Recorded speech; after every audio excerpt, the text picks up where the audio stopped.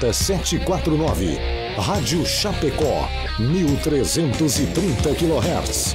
10.000 watts de potência. Rádio Sociedade Oeste Catarinense Limitada. Rádio Chapecó, a rádio da família.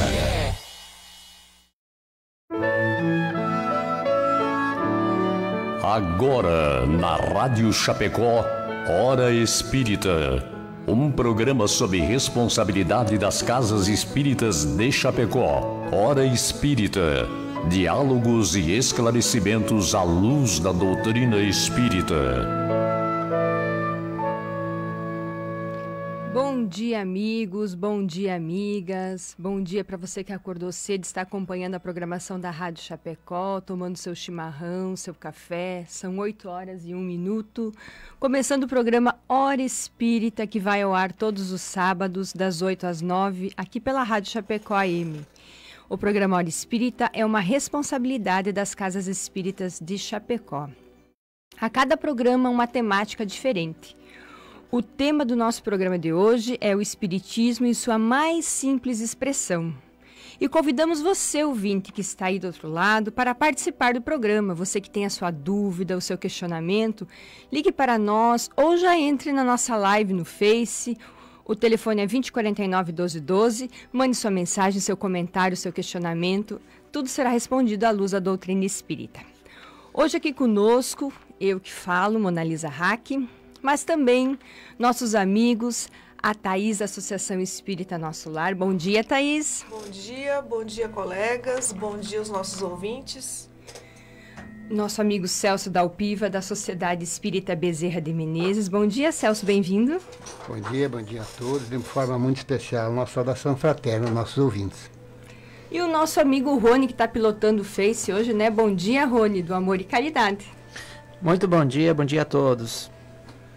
Bem, agora nós vamos pedir licença para junto ouvirmos o nosso apoiador, aquele que auxilia no nosso programa, né? Que permite que esse programa vá ao ar todos os sábados, a Escala Construtora. A Construtora Escala acredita que estruturar uma obra pede valores fortes na sua essência, que geram confiança e grandes realizações. Foi assim que construiu seu know-how de mais de 25 anos no mercado de obras industriais, com dedicação, respeito, seriedade, o comprometimento com o conhecimento, o aprimoramento tecnológico, segurança e o maior valor de todos, o compromisso com a realização de cada cliente. Scalaconstrutora.com.br. Você está ouvindo a Rádio Chapecó e o programa é Hora Espírita. O tema desse sábado é o Espiritismo em sua expressão mais simples. Em 15 de janeiro de 1862, foi lançada em Paris uma pequena obra que pode ser traduzida como o Espiritismo em sua mais simples expressão. Exposição sumária dos ensinamentos dos Espíritos e de suas manifestações.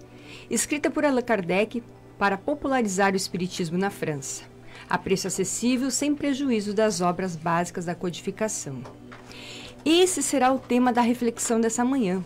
Como tudo começou, como tudo surgiu. Os pilares da doutrina espírita. Uma doutrina que é científica, filosófica e religiosa e que tem Jesus Cristo como modelo e guia e a caridade como a virtude indispensável à salvação. Então, para nós começarmos o nosso debate de hoje, vamos pedir a Thaís. Thaís, como que surgiu o Espiritismo? O Espiritismo é uma doutrina dos Espíritos ou é de Allan Kardec? Você poderia esclarecer para nós? Sim, com certeza. Essa pergunta é muito importante porque esclarece muitas dúvidas. Às vezes as pessoas acreditam que o Espiritismo seja obra de Allan Kardec e, na verdade, o Espiritismo é obra dos Espíritos que vieram se comunicar. É importante que a gente entenda que desde que existe a humanidade, desde que existem homens, existem espíritos, porque nós somos seres espirituais, formados da parte física e da parte espiritual. E o que acontece? Sendo nós espíritos, sendo o homem de essência espiritual, a manifestação dos espíritos ocorreu desde que o homem se encontra na Terra. Só que houveram diferentes interpretações em relação a isso. A gente vê a manifestação dos espíritos nas tribos, nas seitas, nas diferentes religiões. Sempre que houve grupos humanos, de uma forma ou de outra, isso era representado. Isso aconteceu no decorrer da história da humanidade.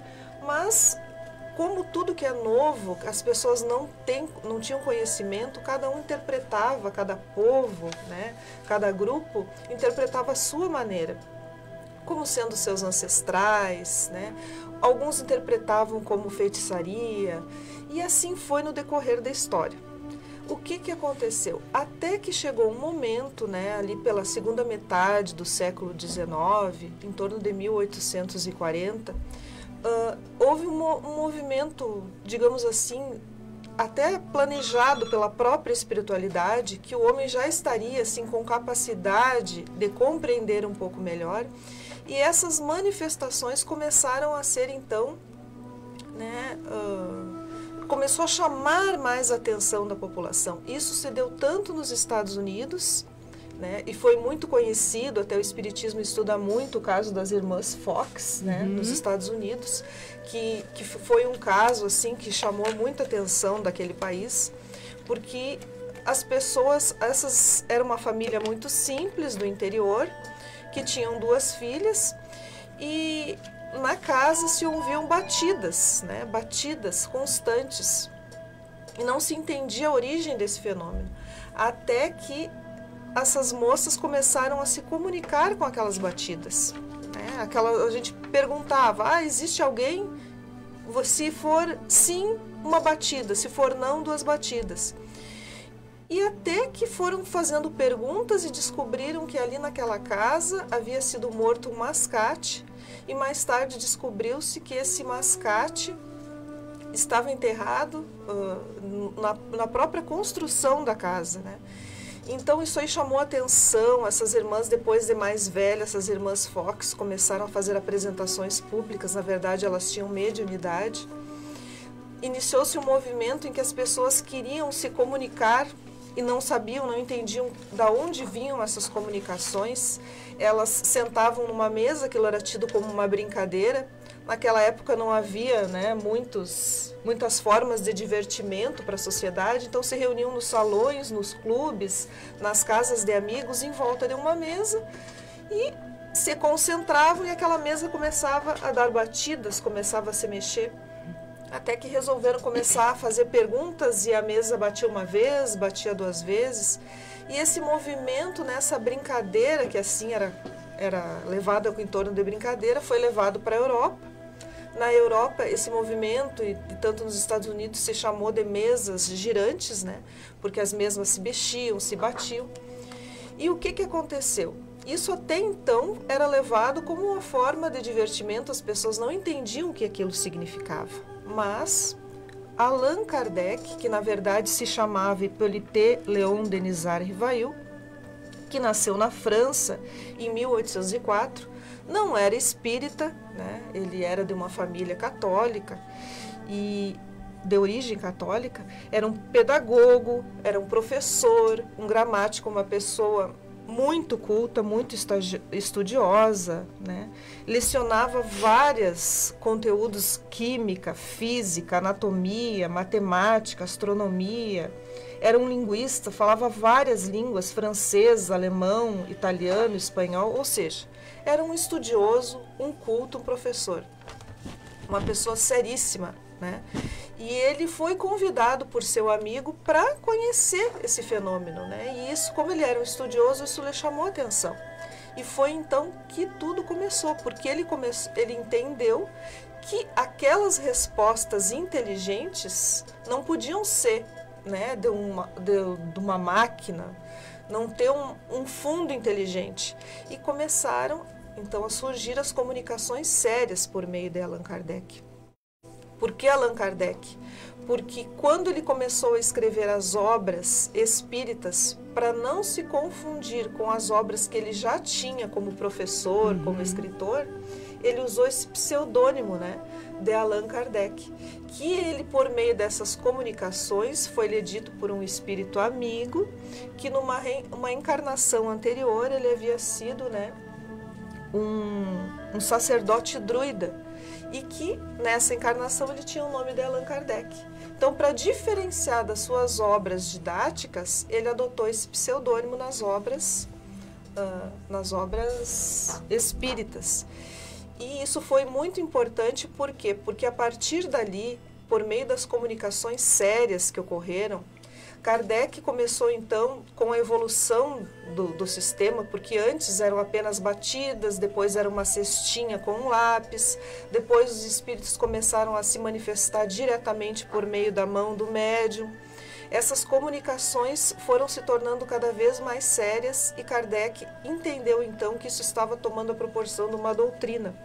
E ele foi quem então observou, foi quem comparou, foi quem julgou os fatos, quem recebeu comunicações. Ele se comunicava com pessoas inteligentes, assim, estudiosas, né, pessoas sérias, que realmente estudavam, né, esses fenômenos na Europa, nos Estados Unidos, e ele foi recolhendo essas informações e ele começou a questionar os espíritos, né, a fazer perguntas que tinham uma ordem, uma lógica, e foi assim então que começou a surgir a codificação do espiritismo. Então o espiritismo, ele não é obra de Kardec, ele é obra dos espíritos, os espíritos que trouxeram essa doutrina e que vieram revelar a sua existência, né, a sua existência para o homem, para que nós pudéssemos, né, ter uma melhor compreensão daquilo que sempre existiu durante a humanidade.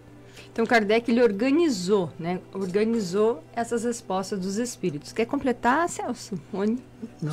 Só um minuto aqui, a Thaís comentou que tudo começou lá com as irmãs Fox, né? O Nelson aqui no Face está nos auxiliando aqui, lembrando que a família Fox era protestante, metodista, né? Então naquela época não tinha nada relacionado a isso, né? Então eram evangélicas, fervorosas, e tudo ocorreu isso na casa, né? É bem importante que a gente comente em relação a esse fato, que sempre que ocorrem manifestações é porque há um médium, né, presente. E daí o que acontece? A mediunidade, como a gente sempre falou aqui em outros programas, ela é neutra. Ela pode, essa manifestação, essa possibilidade que as pessoas têm de entrar em contato com os espíritos, pode ocorrer com qualquer pessoa, de qualquer nível cultural, de qualquer idade, de qualquer religião. Em qualquer local. Em qualquer local, exatamente. Então você pode ser muçulmano e ter mediunidade, você pode ser católico e ter mediunidade, protestante, evangélico, a religião que você for, porque você é um ser espiritual. Todos nós, seres espirituais, podemos vir com essa faculdade, vamos dizer assim, que é a mediunidade. Então, no caso, né, como muito bem lembrado pelo nosso ouvinte, as irmãs Fox vinham de uma família protestante, e isso vem realmente chamar a atenção da humanidade, né? Vem para nos despertar da nossa essência espiritual. Muito bacana esse esclarecimento, Thaís. Continuando, Celso, de que forma geral, né, de uma forma geral, a gente acredita que o espiritismo e o espiritualismo sejam a mesma coisa? As pessoas confundem isso. Isso é verdade? Não, espiritualismo e espiritismo há uma diferença bem significativa. Não é a mesma coisa. Espiritualismo é o oposto de materialismo, né? Todo aquele que sente em si o que acredita é que haver em si algo mais que o material é um espiritualista. Não quer dizer que ele acredite na existência e na sobrevivência do espírito, mas é uma crença que ele tem de um sentimento que evidentemente que vem, é divino, essa centelha divina, que me diz que há algo mais que material, que não sou o ser humano, não é um ser só material, que eu não termino aqui quando uma expressão que usa morte, que nós na doutrina espírita chamamos desencarnação, porque é mais coerente, mais correta, mais ajustada. Então, todo aquele que sente que há além de cima algo mais é um espiritualista. Não é espírita, porque espírita é um termo que foi criado por Kardec quando o surgimento da doutrina, que a Thaís falou, com a primeira obra em 17 de abril de 1857, que marca o nascimento da doutrina espírita. Ela é uma ciência, primeiro, a crença em Deus. A crença em Deus e a crença no Espírito, a sobrevivência do Espírito. Então já é uma mudança fundamental em relação ao espiritualismo. O espiritualismo entende que é algo mais, mas não tem obrigatoriamente o entendimento que existe o Espírito. A doutrina espírita, não. A Deus, o Criador, nós espíritas que somos eternos, que não temos a sobrevivência da alma depois da morte. E a doutrina espírita é uma ciência que trata da natureza, da origem e do destino dos espíritos. Quem são os espíritos? Nós. Qual é a nossa natureza? Qual é a nossa origem? E para onde é que vamos? É isso que a doutrina espírita estuda, vem nos esclarecer. Né? E também trata da relação entre os dois planos, dos espíritos desencarnados, os que, entre aspas, não morreram, desencarnaram, libertaram-se do corpo e voltaram para o plano espiritual, com nós que estamos aqui, através do quê? Da mediunidade dessas pessoas, desses espíritos encarnados que têm esta faculdade, esta condição orgânica.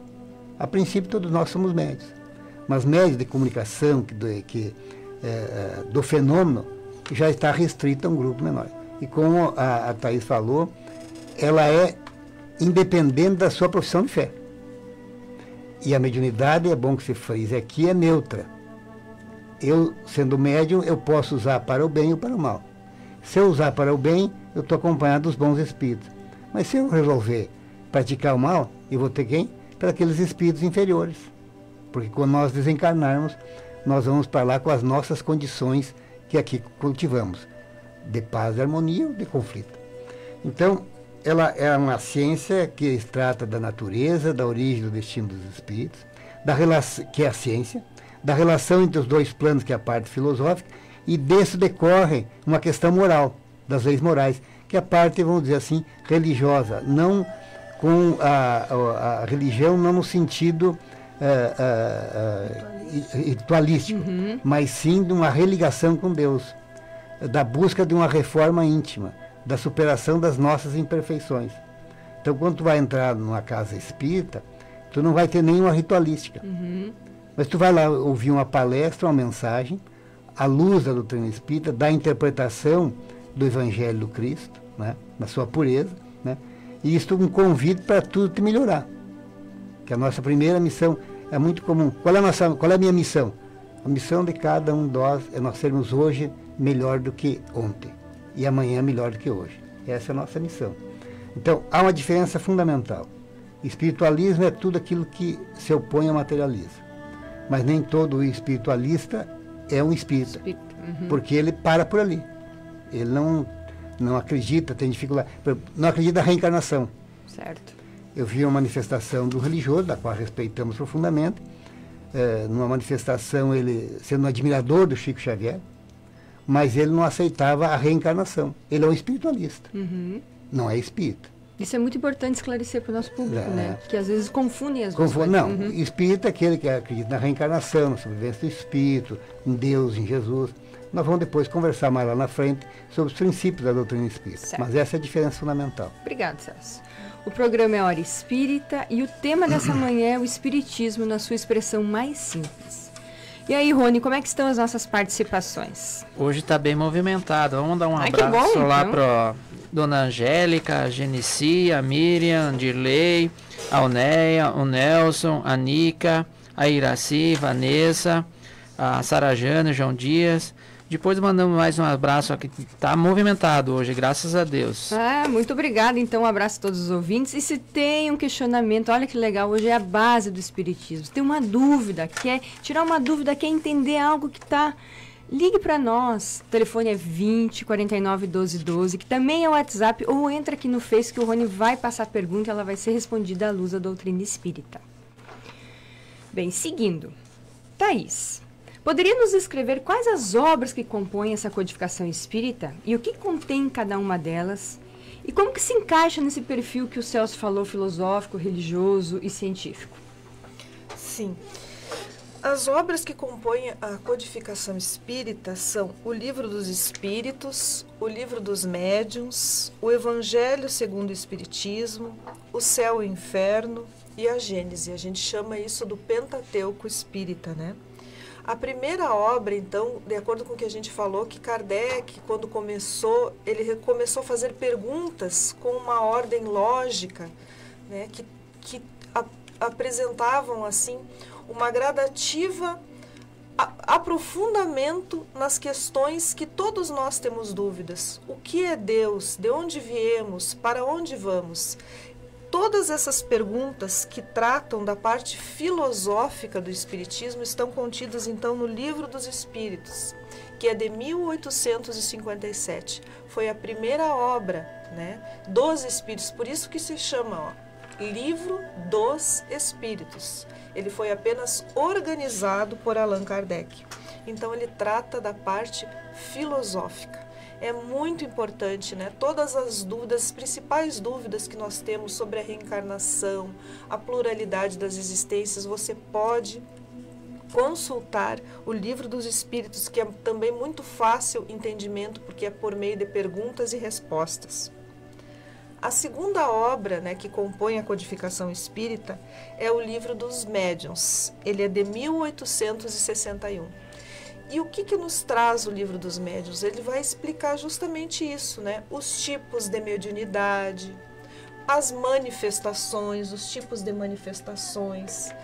O que é importante para uma pessoa que tem, né, a mediunidade desenvolvida. Esclarece também, como o Dalpiva, nosso amigo, falou, né, que todos nós, de certa maneira, somos médiuns, porque todos nós recebemos influências. Há uma interligação contínua do nosso plano físico com o plano espiritual. Então, isso aí a gente começa a entender pelo Livro dos Espíritos, pelo Livro dos Médiuns, que é isso também que diferencia, né, como foi dito, né, o espiritualismo do espiritismo, porque nós entendemos que há, né, essa ligação, há essa comunicação, a sintonia, né, muito importante a sintonia entre o nosso plano, porque todos somos espíritos, né, e os desencarnados. Então, isso você vai compreender no Livro dos Médiuns. A terceira obra mais importante, eu diria assim, que é aquela da nossa transformação moral, o Evangelho segundo o Espiritismo, que é de 1864. Isso também é muito importante que se diga que o Espiritismo é estritamente cristão. Jesus é o nosso modelo e guia, e nós seguimos, né, para que nós possamos evoluir no nosso mundo, no mundo dos espíritos, é necessário seguir o modelo de Jesus. Então, o Evangelho segundo o Espiritismo, ele traz a moral do Cristo. Ali, então, você vai ter as principais passagens do cristianismo e a sua interpretação por grandes espíritos da humanidade, e que eles vão nos esclarecer, né? Muita coisa, como a gente disse, Jesus não pôde dizer tudo, não pôde esclarecer tudo, porque o homem não estava preparado. Como que Jesus ia explicar o que era nascer de novo? Né? Então, era muito cedo para que as pessoas pudessem compreender isso à época de Jesus. Então, as parábolas, os ensinamentos dos espíritos são ali explicados à luz da doutrina espírita no Evangelho segundo o Espiritismo. Depois a gente tem o céu e o inferno, a justiça divina segundo o Espiritismo. É uma obra de 1865. Também é muito importante essa obra, porque ela vem desmistificar essa ideia de céu e inferno eternos, né? Que a gente até pode ter essa vivência tanto no plano físico quanto no plano espiritual, mas que nós podemos sair dali, nós temos condições desde que a gente modifique as nossas atitudes, os nossos pensamentos, as nossas ações. Então, ele desmistifica a existência de demônios.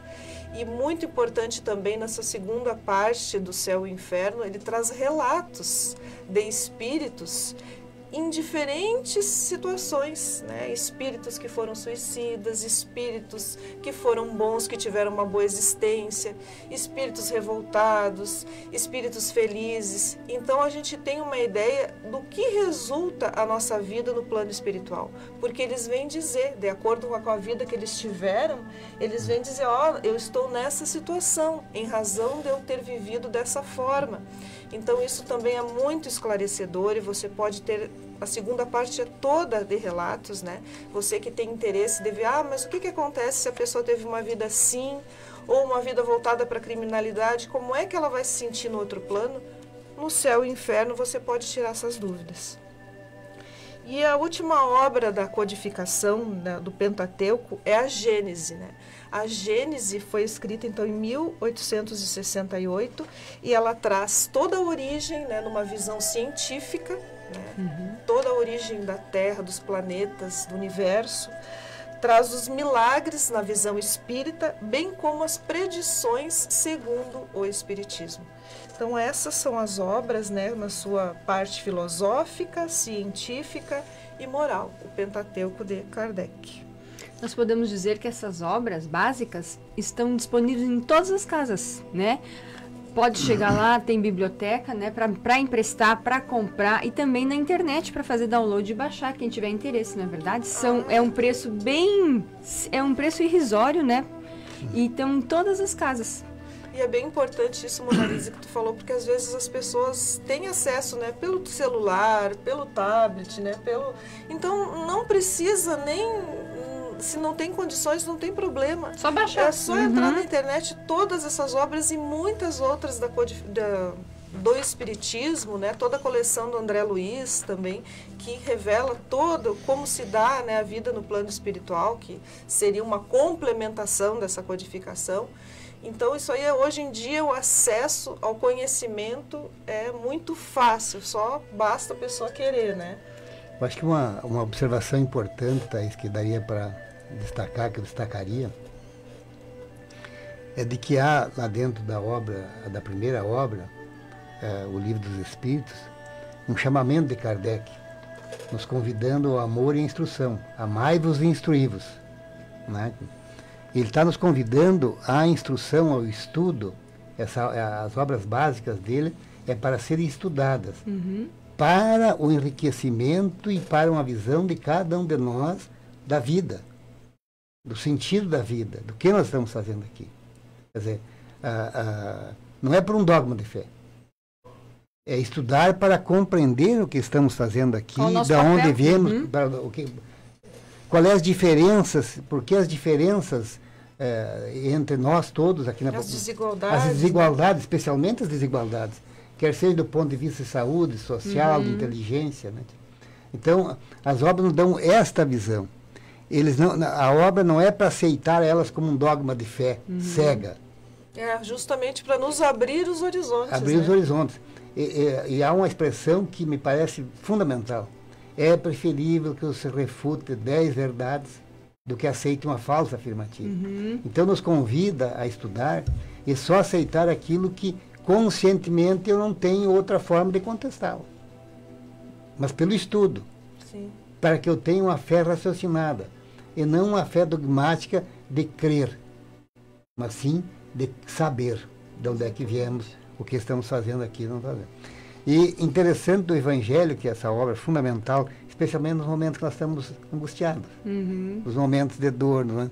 Porque ela é organizada por temas, diferentemente do Evangelho, e elas todas vêm do Evangelho, mas os Espíritos organizaram, inspiraram o Kardec para que essas passagens fossem agrupadas por temas, né? Primeiro, muitas moradas na casa do meu pai, meu reino não é deste mundo. Começa assim o Evangelismo, com essas passagens, né? E vão seguindo, trazendo temas para a nossa reflexão, que é muito importante, né? Então, eu queria ponderar esses pontos, porque não é só ter a obra por ter, né? E aí a FEB, se entrar na FEB, tu tem todas as obras para baixar por download de graça. Então, não é um problema financeiro. Não. Agora, eu tenho que me dispor a lê-las, a estudá-las. E se alguém quiser estudar, as casas oferecem esse estudo dessas obras, né? Gratuitamente. Gratuitamente. Tem grupos de estudos iniciantes, em todas as, né? Em todas as casas obras. Tem grupos de estudos. Não, é bom, eu gosto muito de frisar isso. Penso que é o correto. Não para ser espírita, para conhecer. Para conhecimento. Não. Não é o objetivo de cooptar adepto, frequentar, mas para conhecer. Porque a doutrina veio para ser colocada à disposição, os esclarecimentos, atendendo o chamamento do Cristo, né?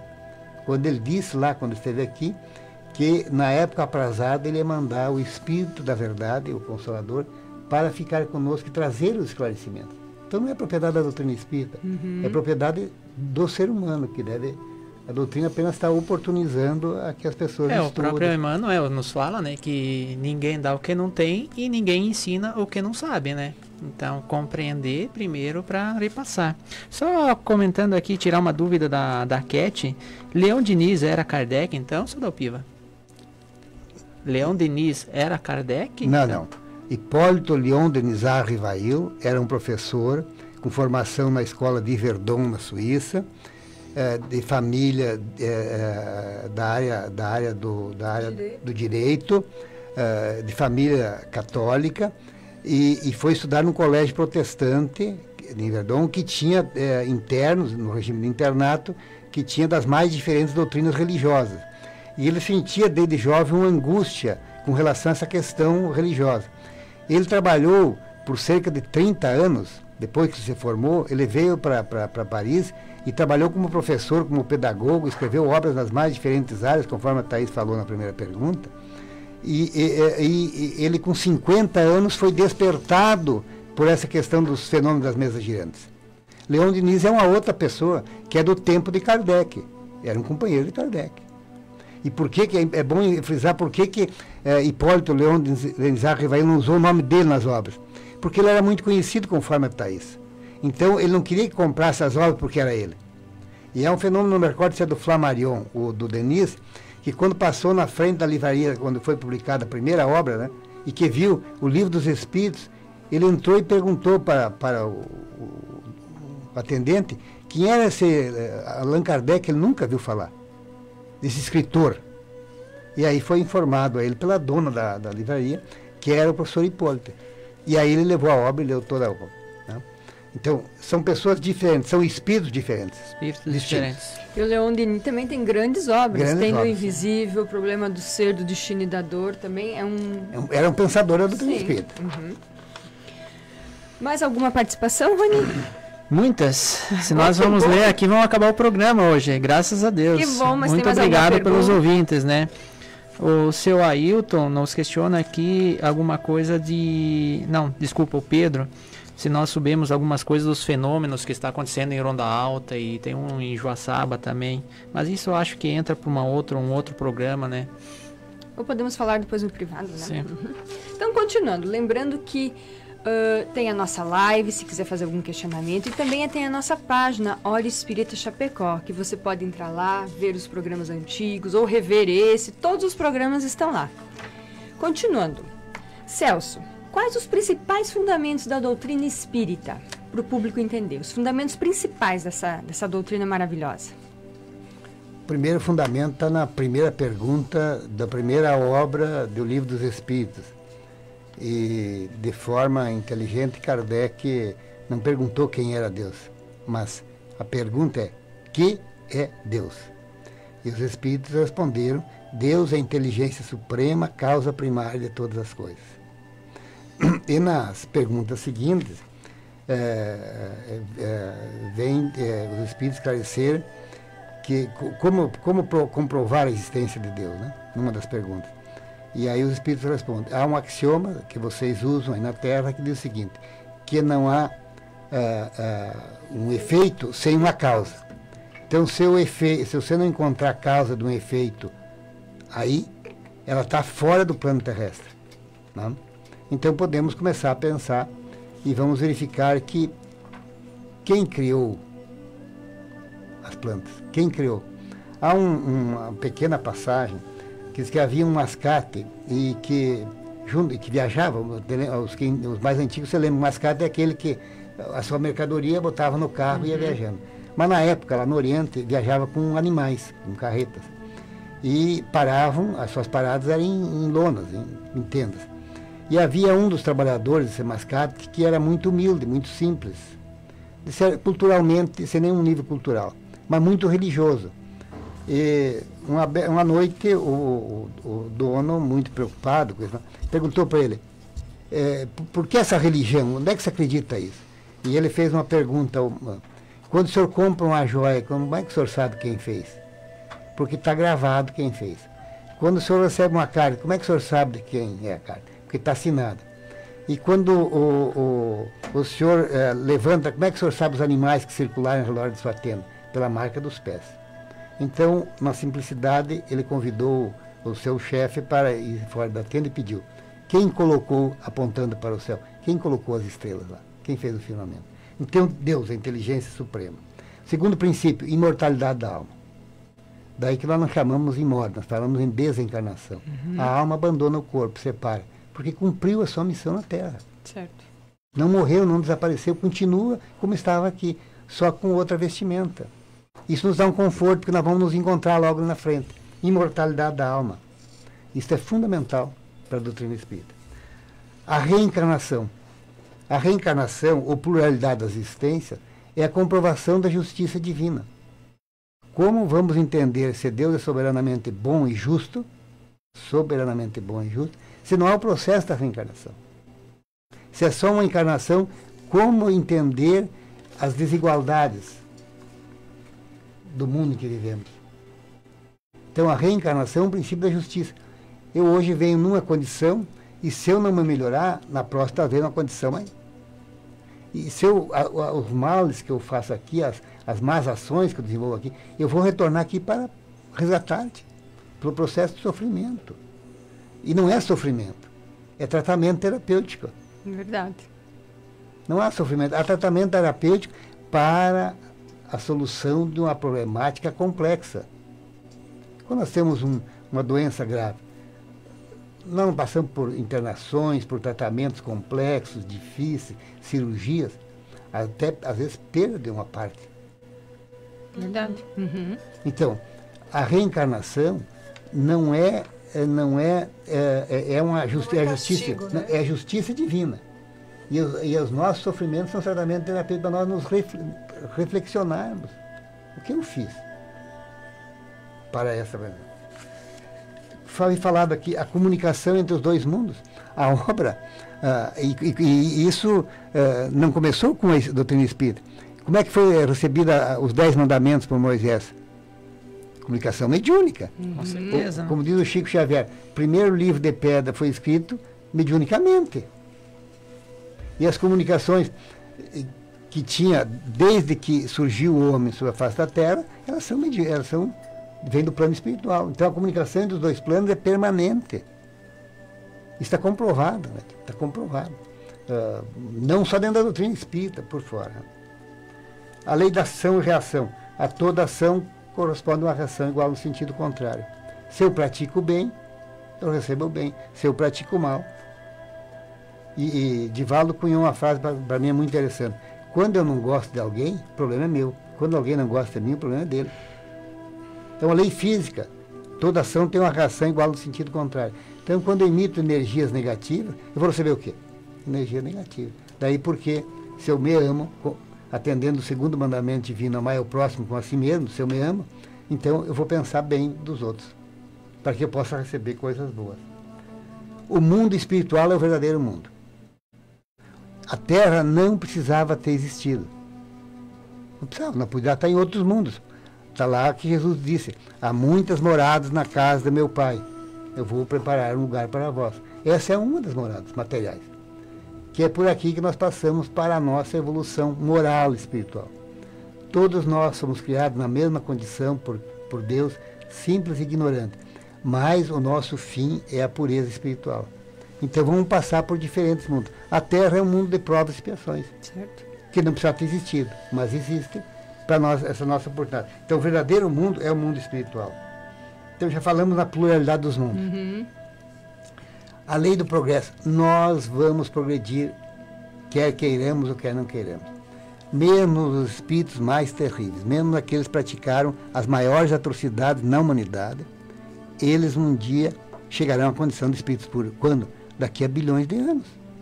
Passarão por sofrimentos, que não são sofrimentos, são tratamentos terapêuticos para a cura da doença do espírito, que tem reflexo no corpo físico. Nós fomos todos criados por Deus, então nós tivemos um início, e agora somos eternos. Não somos infinito, infinito é Deus, que não tem princípio, não tem fim. Nós tivemos um início, que quando Ele nos criou dentro da lei da evolução. essa centelha divina, chegou uma hora que foi diferenciada para sermos um espírito humano. Temos o livre-arbítrio. Nós fizemos o que achamos que devemos fazer. Agora, a todo plantio determina uma colheita. Se eu plantei uma boa semente, eu vou ter uma boa produção, uma boa fruta, um bom fruto. Mas se eu plantei uma semente de má qualidade, o que você quer que eu colhe? Há uma expressão italiana que diz que quando você planta rampiguina, você colhe rampiguina. O que é rampiguina? É uma erva daninha. É uma erva daninha. Eu não posso colher milho numa lavoura que eu plantei milhã. O milho é o mesmo, mas o final é diferente. O produto então, é diferente. Nós temos o livre-arbítrio. Daí porque voltamos a abrir um parênteses. A mediunidade é neutra. Se algum está usando a mediunidade para a prática do mal, os compromissos deles são no plano espiritual. Nada casa espírita, a mediunidade é uma prática executada em ambiente fechado, controlado, é grupo restrito, e é dai de graça o que de graça recebeste. Quer dizer, eu não tenho, tudo que eu recebo do plano espiritual, eu não paguei nada. Como é que eu vou cobrar? Eu tenho que dar de graça. Isso é bem importante, esclarecer. Dai de graça o que de graça recebeste. É a caridade. O que é caridade? Benevolência com todos, indulgência com a imperfeição alheia, perdão das ofensas. Então, esse é um princípio básico. E Cristo é o nosso modelo e guia. Cristo é o nosso modelo e guia. O modelo para nós, a doutrina espírita, é Cristo. Para nós, ele é o espírito mais puro que habitou a Terra. Que foi designado por Deus para administrar o desenvolvimento do planeta Terra, né? E ele que está conosco, ele está no leme, ele está na condução do nosso planeta. Fantástico, né? A doutrina espírita, ela é fantástica, é esclarecedora, ela diz por que a gente está aqui, para onde a gente vai, qual é o nosso compromisso, que a gente não está a passeio aqui, né? A gente tem os nossos compromissos, então ela esclarece assim, ela nos consola, né? Com a vida futura, com a vida presente, ela é importante isso que você falou da consolação, né? Quando a gente fala dos princípios da doutrina espírita, né? Saber que nós vamos nos reencontrar, né? Que os nossos entes queridos, a gente às vezes sofre muito, achando que essa perda é irremediável, mas não, a doutrina é muito consoladora e como nós somos seres espirituais, nós não temos fim e nós vamos nos encontrar, seja no plano espiritual, seja em outras existências. E todo sofrimento, como a gente falou, ele tem uma causa, né? Isso aí a gente quando a gente tem esse entendimento, a gente enfrenta de forma muito diferente. Tem uma causa e tem um fim, a gente não vai sofrer eternamente, né? Isso é muito importante. O sofrimento não é eterno. E o sofrimento tem a duração exata do resgate que nós fizemos do nosso débito. Por isso que o Criador não estabelece para nós um prazo de determinado. Ele estabelece que a hora que você resgatou aquele compromisso para as tuas boas ações, está encerrado aquela etapa. Né? E segue adiante. E Thaís, acho que é muito interessante a gente falar um pouquinho quando a saudade, essa dor que a gente pede da saudade, do choro, que é terapêutico, né? Não é para não nos levar ao desespero. A revolta, A revolta, né? Quando nós temos essa compreensão que o nosso ente querido partiu em condições abruptas ou com tenra idade, evidente que nós temos um sentimento. Nós somos seres humanos. E se ficou a saudade porque teve amor. Exato. Se ficou saudade porque teve amor. O que não pode haver é o desespero e querer parar de viver. Nós temos que continuar em homenagem a ele, que foi. Sim, até porque em isso é bem conforto a importante, ele. Porque se ele não morreu, né, que é o que nós acreditamos, que os nossos espíritos são imortais, o nosso sofrimento também prejudica, né? Porque ele continua na sua evolução, continua nas suas experiências lá no plano espiritual. E o que a gente quer quando a gente ama uma pessoa? A gente quer ver ela bem, a gente quer ver ela feliz. Quem tem essa compreensão, quando a gente está lá do outro lado e sabe que a vida continua, que é uma sequência, ele quer que aquele que ficou evolua, que ele cumpra, né, as suas missões, o seu planejamento reencarnatório, para que eles possam depois se encontrar. Então, a maior felicidade que você pode dar para aquele que já foi é você continuar vivendo, é você ter fé, você praticar a caridade, porque isso tudo soma para que vocês possam se encontrar e ter um momento mais feliz. Seguramente, seguramente. E lembrando que a missão de quem se foi tinha acabado nesse momento. Exatamente. A missão aqui na Terra, né? E a nossa continua. Nós temos ainda muitas provas e expiações para seguir, né? Então, quem foi, quem desencarnou, a missão aqui na Terra já tinha acabado. A nossa ainda continua. Exatamente. E devemos ficar ligados permanentemente pelo pensamento. Com certeza. E mandando nossos bons pensamentos de paz, de harmonia, né?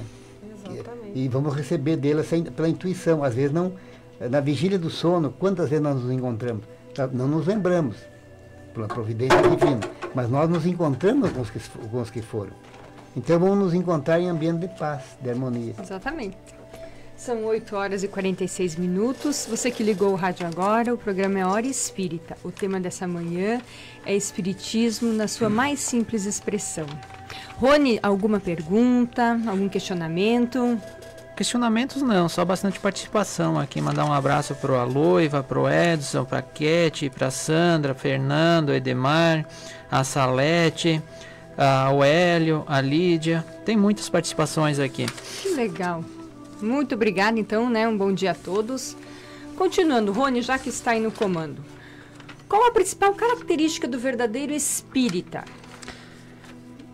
A princípio, para explicar a característica, nós temos que falar do que o espiritismo, o espírita se transforma, no que se transforma, o que o espiritismo faz na pessoa. O espiritismo nos transforma.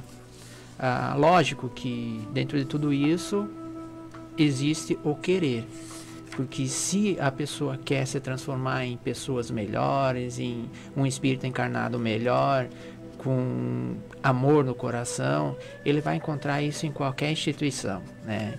Basta ele querer. Mas o espiritismo nos esclarece, nos intui, nos aconselha, então assim, nos transforma em pessoas, em espíritos encarnados mais amorosos, mais caridosos, porque dentro do espiritismo, onde que a gente estuda muito o que Jesus nos ensinou entre amor ao próximo, perdão ao próximo, caridade e manter a humildade, né? Então, estudando a compreensão desses assuntos, nos transforma em pessoas melhores. Aí, para ter uma característica, para conhecer um espírita, você já vai ver que ele se transformou. Aí você vai ter uma pessoa atenciosa, aí você vai ver as características, né, de uma pessoa atenciosa, amorosa, solidária principalmente, onde é que faz a caridade. Porque a gente fala em caridade, a primeira lembrança que a gente tem é ir lá pegar uma cesta básica ou algo parecido, algo material e fazer essa doação. Mas a principal caridade que Jesus nos ensina é a caridade moral. E a caridade moral, ela começa desde o princípio lá de um bom dia, com vontade, não aquele bom dia, um abraço amigo, 2 minutos que você senta com uma pessoa e empresta o ouvido com atenção, não ele falando e você lembrando que tem um monte de coisa para fazer no dia. Então essas atenções, essa caridade moral que identifica muito a espírita. Certo. Por que a máxima fora da caridade não há salvação? O que representa a caridade para a doutrina espírita, Thaís? Na questão 886 do Livro dos Espíritos, Kardec questionou, né, qual o verdadeiro sentido da caridade, aquela entendida por Jesus. E foi dito que a caridade se caracteriza pela benevolência para com todos, a indulgência com as imperfeições alheias e o perdão das ofensas. E ainda explica, né, como há pouco falou o Roni, que a caridade ela não se restringe somente na esmola, né, somente na doação material. Então, quando a gente diz benevolência para com todos, é ser bom não somente para aquele que é seu amigo, né?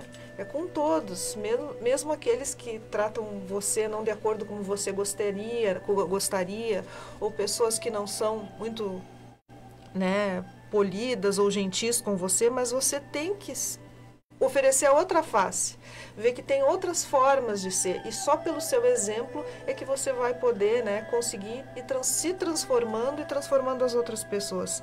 Então é benevolência para com todos, e quando a gente entra nesse assunto, a gente já vai direto para a indulgência, né? Indulgência com as imperfeições alheias, porque todos nós somos imperfeitos. Então, como nós também nos equivocamos, a gente tem que ter esse cuidado com os outros. E para a nossa felicidade, para o nosso bem-estar, para que a gente não tenha doenças, o perdão das ofensas. Porque a falta do perdão é o que mais nos dá doenças, né? Então, perdoar quantas vezes? 70 vezes 7. Ou seja, sempre. Quando a gente compreender isso, né, por meio da humildade, a gente vai compreender a verdadeira caridade. E só complementando o que o Roni tinha falado sobre a característica do verdadeiro espírita, isso aí está no capítulo 16 do Evangelho segundo o Espiritismo, que ele nos diz que se reconhece o verdadeiro espírita pela sua transformação moral e pelo esforço que faz para domar as suas más inclinações. Ou seja, a gente pode ter todo o conhecimento do mundo, né? Você pode ir lá dentro da casa espírita, né, ler, todas estudar, as obras, mas se você não se transformar, se você não fizer a diferença, e é uma coisa, nós somos humanos, a gente erra, é equivocado, né? Mas todo dia a gente tem uma nova oportunidade, né? Nós não podemos voltar atrás e fazer um novo começo, mas podemos começar agora e fazer um novo fim, como disse Chico Xavier.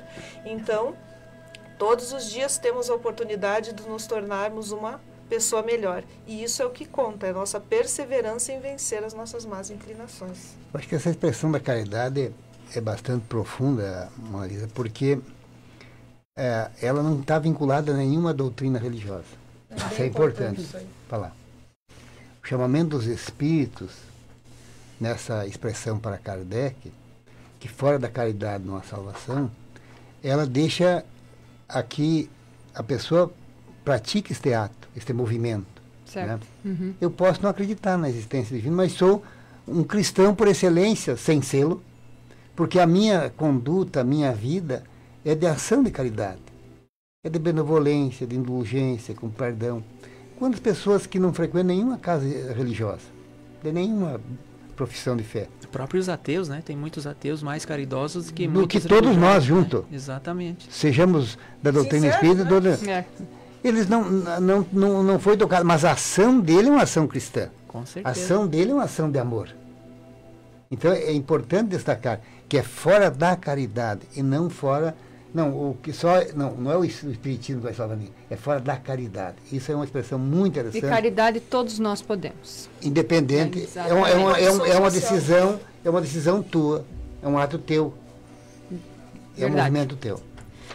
Bem, são 8 horas e 53 minutos. O tema desta manhã é o Espiritismo em sua mais simples expressão. Queremos aproveitar esse espaço para agradecer o nosso apoiador, Escala Construtora, que possibilita que esse programa vá ao ar. Por isso, convido a todos para juntos ouvirmos o recado da Escala Construtora. A construtora Escala acredita que estruturar uma obra pede valores fortes na sua essência, que geram confiança e grandes realizações. Foi assim que construiu seu know-how de mais de 25 anos no mercado de obras industriais, com dedicação, respeito, seriedade, o comprometimento com o conhecimento, o aprimoramento tecnológico, segurança e o maior valor de todos, o compromisso com a realização de cada cliente. scalaconstrutora.com.br. Voltando, queremos agradecer a todas as participações, né, Rony? Algum comentário, alguma pergunta? Quer mandar um abraço para alguém? Mandar um abraço a todos os ouvintes, a quem participou aqui, deixando o seu bom dia e tal. Qualquer dúvida, tem os Facebooks de todas as casas, ou nos próprios endereços, pode chegar, questionar, ter uma palavra amiga. a gente chama de atendimento fraterno, que nada mais é do que uma conversa a sós com essas pessoas. A gente responde todas as dúvidas com maior carinho, maior amor. Ok. Temos ainda mais uma pergunta que é muito, muito importante. Celso, qual o objetivo das casas espíritas ou centros espíritas? O objetivo primordial é promover o estudo e a difusão da doutrina espírita, né? E a prática da doutrina espírita, para que as pessoas que têm interesse busquem o esclarecimento, né? Então, as casas espíritas, todas elas, aqui na nossa região, e de um modo geral todas elas, têm momentos de estudo, os grupos de estudo, que é de livre acesso. Uhum. E a prática das casas espíritas é a prática das reuniões doutrinárias. É uma exposição à luz de um tema que a direção da casa organiza, sempre na visão espírita, quer seja baseada a partir do Evangelho ou de uma outra obra básica, né? Então, o objetivo é divulgar, difundir a mensagem da doutrina espírita do esclarecimento. As casas espíritas também funcionam como núcleo de fraternidade, de oração e de trabalho. De fraternidade, quando nos convidamos para o respeito, para a convivência fraterna como irmãos. De trabalho, quando estamos estudando, trabalhando, desenvolvendo nossas ações na área social também. É também uma escola quando estamos estudando. É também um hospital quando estamos tratando das nossas doenças do espírito. Como se trata a doença do espírito? Pelo esclarecimento. Quando eu compreendo o que eu estou fazendo aqui, de onde é que eu vim, para onde é que eu vou, e por que eu estou passando por essa problemática, me torna mais leve esta problema. Eu então recebo o convite do Cristo, quando diz: vinde a mim todos vós que estáis aflitos em sofrimento, tomai sob o meu jugo e aprendei comigo, que sou manso e humilde de coração, e tereis consolo para as vossas dores. É então este hospital que vai tratar das dores e da problemática do espírito pelo esclarecimento. Certo. E a solução do problema que eu tenho está dentro de mim. E quando eu esclareço, eu estou esclarecendo, estou tomando o medicamento necessário para extirpar essa doença. Não quer dizer que vai resolver o meu problema. Mas eu vou ter a compreensão que eu tenho que ir administrando esses conflitos que eu tenho. Então é muito importante. Então, ora ela funciona como uma oficina de trabalho, ora funciona como escola e ora funciona como hospital para as nossas dores, das angústias. E na vida atual, nós vivemos angustiados, é preciso nós compreendermos isso. Então, a Casa Espírita, os Centros Espíritas têm essa finalidade de divulgar, difundir, esclarecer sobre a mensagem da doutrina dos Espíritos, baseado nas obras kardecianas. E a prática dela é a prática do amor e da caridade. E toda a prática deve ser dentro da Casa Espírita. Certo. Queridos amigos, esse assunto é muito amplo e não temos a pretensão de esgotar em um único programa, porque ele abrange muito estudo, né? Mas gostaríamos de convidar a todos que se interessam pela doutrina a conhecer um pouco mais o assunto, né? Como a gente falou, buscar uma casa, baixar um livro, né? Os estudos que as casas oferecem, que são básicos, vão esclarecer as dúvidas, né? E já estamos nos encaminhando para o final. Se alguém gostaria de fazer um questionamento, uma pergunta, ou mandar uma mensagem, o Rony está ali no Face. E a equipe gostaria de deixar uma mensagem, não é verdade? Que está lá, foi da redação do Momento Espírita e faz parte do primeiro capítulo do livro Espiritismo na sua mais simples expressão, que diz o seguinte: o fim essencial do Espiritismo é tornar melhor os homens. Nele, encontraremos o que possa concorrer para o seu progresso moral e intelectual. A crença no Espiritismo só é proveitosa àquele de quem se pode dizer: vale mais hoje do que ontem. Isso implica entender que toda doutrina filosófica, toda religião, só fará sentido se promover o homem, se auxiliá-lo em sua melhoria. Se servir apenas de fuga da realidade, de status social, de capital intelectual, nada servirá. Estamos aqui na Terra para aprimoramento íntimo, para sermos melhores do que já fomos, para crescermos um tanto mais no amor. E é isso que a doutrina vem nos convidar, a crescer, a ser melhor. Vamos nos despedindo, né? Muito obrigada pela participação. Muito obrigada, Thaís. Obrigada aos nossos ouvintes. Celso, muito obrigada. Agradecemos de forma profunda e fraternal aos ouvintes. Rony. Muito obrigado a todos por nos ouvir, nos apoiar e nos compartilhar esse programa. Obrigado a todos. E nós queremos agradecer a cada ouvinte que mandou sua mensagem, mandou seu bom dia, que tenha um ótimo final de semana na paz e na luz de Jesus. Até o próximo programa. Obrigada. Você ouviu pela Rádio Chapecó Hora Espírita, um programa sob responsabilidade das Casas Espíritas de Chapecó. Convidamos você para nos ouvir todos os sábados a partir das 8 horas da manhã. Tenha um excelente final de semana, com muita paz e harmonia.